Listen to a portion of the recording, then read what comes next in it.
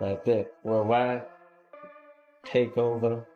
Times Square, takeover. The takeover. New York takeover. And you just put anything with takeover. At least almost every day. I try to get every day, you know. My last journaling was 2 days ago, though. I'm doing journal right now. Do a little bit of, you know, just manifesting. Bringing in some good positive affirmation and thoughts. When it comes to it, like boxing is pretty much all mentality. It's all mental. Are you mentally prepared with the audience? Are you mentally gonna be prepared with the certain punch selection? There's things that I have to maintain as well. Those are things that I have to work on within myself. It's a muscle. Like, think of it like condiments, right? You got your ketchup, you got your mustard, you got all these type of condiments, but you don't know if you like it or not unless you try it. And I think the same thing applies when it comes to getting prepared for certain things like this. Pretty much you have to try different things. This is not gonna be no sparring session. What's it gonna be? He's coming to win. I'm coming to win. I guarantee you that. I'm coming to conquer. You're not conquering. Teofimo Lopez trains hard every day, sharpening his speed, footwork, and reflexes while preparing both mentally and physically for the challenge posed by Shakur Stevenson. Because at the end of the day, I don't overlook nobody.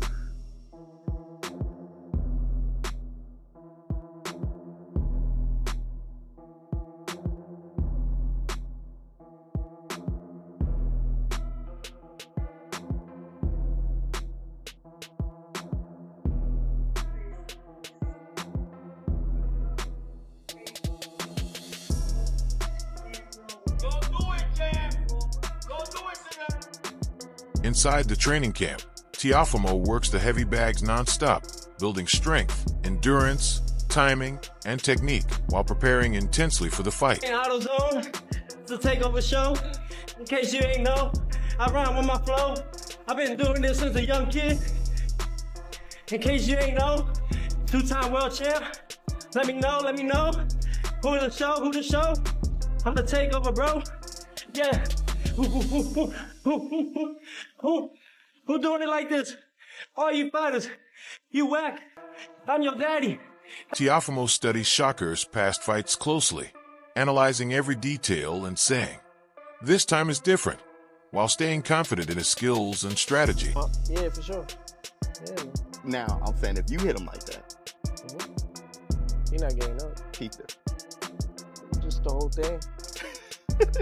I think it's time. It's time for it to happen, man. It'll be good for him afterwards. Teofimo's trainer says they are implementing several new strategies and techniques in camp, preparing him to be smarter and stronger for the fight against Shakur. Here at the Undisputed Performance Center, just in preparation for January 31st against Shakur Stevenson.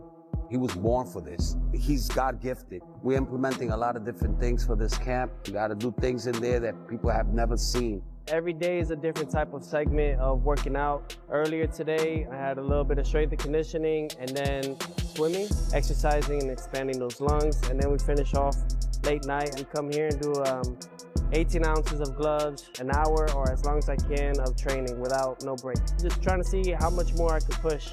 He's the best whenever he's in good condition. Like they say, we eat, we sleep, For everything. the fight against Shakur, Teofimo is fully determined, focused, and ready to give everything to take the belt this time. This is anonymous. They're giving me a lot more protein than the previous camps. I'm actually having more meals in between rather than before. I've been with him ever since he started boxing, which was at 6. I really knew that he was really good when he started beating professional fighters at 13, 14 years old. Between me and Shakur, when we were on the top rank, because we were the next rising stars, we sparred. We did only 3 rounds back in Miami in 2016. I was getting the best out of him. You should have seen afterwards. Why do you think he said stop? He said stop recording. Teofimo says it's just business, but he is working hard and staying focused on winning the undisputed title he is passionately chasing. Get down to it, it's just business. And I did it at 23, which is 5. And by all the grace of God, you know, I'm still here, you know, so it's cool. I will forever call you undisputed. I am. I'm a 2-time undisputed technically. Josh Taylor didn't lose his belts. He relinquished them, but the guys that had those belts, he kind of basically already beaten them alongside like Pro Grace he beat as well, who carried the WBC world title. So We fought the guy to beat the guy. This fight is great for boxing, and regardless of the outcome, the matchup brings excitement and attention to the sport. So I think that we being this and doing what we're doing is the start of all these other big cards coming in, and it's nothing but up for boxing itself. So for everybody that's tuning in, keep tuning in, keep supporting, because we're only going to get bigger and better from this. For sure. Teofimo says he has faced personal battles and worked on himself privately, pushing his limits and growing in ways nobody else knows. See my face, because I was disgusted within myself. There was something within me that I hated. Parts of it still comes back and forth, even at this age at 28. But I don't run away. I embrace it now. I mean, we were stablemates, me and Shakur, top rank. He talks about this and that, and about I was jealous of him. No, you were a 2016 USA silver medalist. You're gonna get your signing bonus and all that extra stuff. Thing was, they were trying to secure him in a different route because they had put a lot of money in him. Me, I think I was just supposed to be an opponent eventually. Now we're back. This plan is against me. Absolutely. Teofimo commented that Shakur was better during his amateur days, but now he is focused, prepared, and confident in his own abilities. To be real honest, he was a lot better younger. Yeah. Yes. Bull job. There's no way he was better when he was less experienced. Yo, the man's was a lot better, a lot slicker, smoother, sharper. Wait, so you Pause, think but like you think Shakur was better in the amateurs. so you think with the added weight he got slower, less sharp? Like, Skills are there, but everything that goes with it, with the body weight and all that, like you say, it ain't for him. He was dominating the junior Olympics, and then the youth Olympic games. He even won that. 123, he was still looking sharp. Then 26, 30, 35. I just think the muscle mass, his body he can't carry it. He can't carry it with a fighter like myself, and I'm going to exploit that. Shakur Stevenson enters the fight with full confidence in his skills and experience. Knowing he has grown as a fighter, he has improved physically, extended his reach, and refined his technique, making him a much tougher challenge than before. No longer the smaller, less experienced opponent, Shakur believes he can handle Teofimo Lopez on his terms. His focus is on executing his game plan, controlling distance, and capitalizing on any mistakes with discipline, composure, and a clear understanding of his abilities. Shakur is determined to prove that his growth and experience make him ready for this high-stakes matchup. Not one of them fights. I'm coming in there to win the fight, regardless, and he gonna have to up his level better than he has ever been in front of me. Now, Tio, he will capitalize off a guy being smaller like Lomachenko. He could say whatever he want. He knows Lomachenko was a small guy. I'm not that little. I'm not. I got reach. I got size. I'm not just no little guy. So. Tim Bradley breaks down the matchup between Teofimo Lopez and Shakur Stevenson, focusing on strategy and exploiting weaknesses. He notes that keeping Teofimo off balance and guessing is crucial. Maintaining a strong jab in his face forces Teofimo backward, preventing him from dictating the pace. While Teofimo moves his feet, he frequently makes mistakes, often putting himself out of position. Bradley points out that when Teofimo disengages or resets, his defense falters, leaving him vulnerable. Standing upright or mismanaging mid-range opportunities creates openings Shakur can exploit. Bradley emphasizes that Shakur doesn't need to run from Teofimo. He can stay composed, observe the attacks, and respond effectively. Teofimo relies on rapid jabs to close the distance and create openings for his right hand. He flicks jabs to gauge reactions and looks to sneak punches upstairs while attacking downstairs. Yeah, long as he walk behind with the jab, long as he walk behind with feints, because feints throw off Tio, jab throw off Tio as well. He's a counterpuncher. Yeah, he's a counterpuncher. So if you can keep them off balance and keep him guessing, keeping that jab in his face, and you force him back, yeah, he moves his feet, but he makes a lot of mistakes. Gets himself out of position a lot of times. He's out of position a lot of the times, man. Brings those feet together at times. Oh, yeah. When he moves side to side, same thing. He responsibly defensively, nah. When he disengages, defense is whack. Trash. Yeah. When he resets, a lot of time he comes in the range, he's standing straight up. Come on, man. Shakur can take advantage of Tio not being that great on the inside, not being that great. Success for Shakur hinges on maintaining composure, evading incoming punches, and returning to Teofimo Lopez's face quickly. By staying disciplined and capitalizing on Teofimo's defensive lapses, Shakur can control the fight. Bradley stresses the importance of timing, positioning, and patience, showing that understanding the opponent's tendencies can turn small mistakes into decisive advantages in the ring. Looking for that right hand, looking for that right hand, then he gonna try to sneak him up top. Yeah, it's plain and simple. Sneak him up top. That's it. But if Shakur can stand his ground, if Shakur can evade and get right back in his face, man, evade and get right back in his face, right? When he's not set or ready to punch, when them feet are spread apart, Shakur can walk to him. Shakur can walk to him. Shakur ain't gotta move around and all this.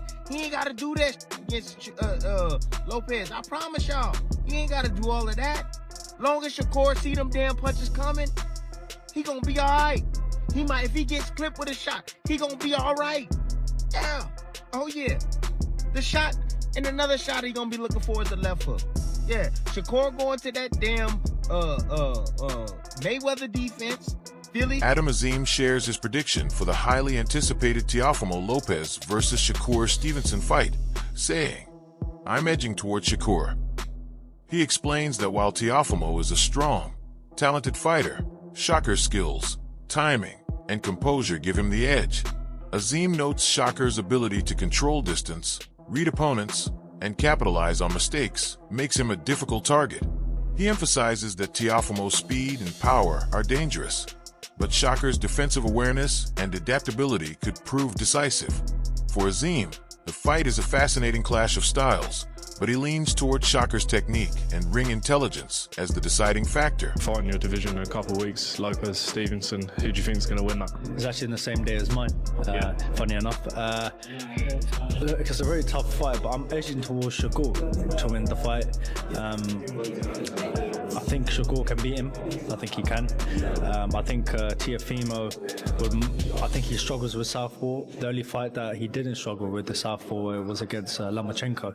But Lomachenko was really small and he was coming at him. But when you got Shakur, he's on the back foot and he's just going to box him, then I see... From Coach Ree's perspective, the upcoming fight between Shakur Stevenson and Teofimo Lopez is one of the biggest challenges Shakur has faced so far. He views Lopez as a skilled and experienced fighter who knows how to control a fight and dictate the pace, making preparation and strategy crucial. For Ree, the focus is on ensuring that Shakur remains disciplined and confident, relying on his training rather than outside expectations or pressure from the crowd. Ree emphasizes the importance of mental readiness in addition to physical preparation. At this level, blocking out distractions, whether from fans, family, or past performances, is essential for staying focused and sharp in the ring. Every punch, movement, and decision must be executed with precision. From his perspective, the fight will be determined by how well Shakur can control the tempo and force Lopez to fight on Shakur's terms, turning any aggressive tendencies into opportunities for counterattack. This is Teofimo Lopez. We all been seeing you working with Core. I think this is your second camp together? Yeah. Third. One John you got hurt. What's your thoughts on that fight? Probably the biggest name that he's seen so far. Bro, dude just know how he got the Floyd Mayweather effect. He know how to make you fight this fight. What I don't want him to do is go in there with the mindset like he did with his last fight. You know what I'm saying? Trying to prove something to somebody, to all these people that's going to buy a ticket to the next fight, no matter if he win boring or... While Lopez brings power, speed, and a strong offensive style, Ree believes Stevenson's defensive skills, timing, and adaptability give him a significant advantage if the game plan is followed. For him, the key is making Lopez react to Shakur rather than allowing Lopez to dictate the action.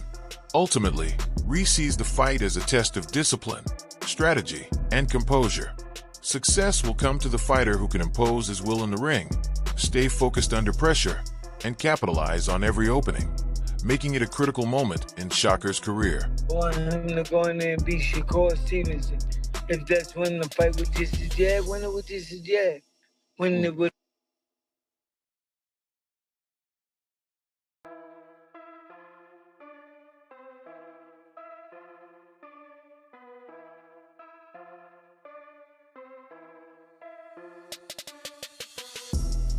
Is it hard to like silence out everybody's expectations and just do what you need to do to just win this fight?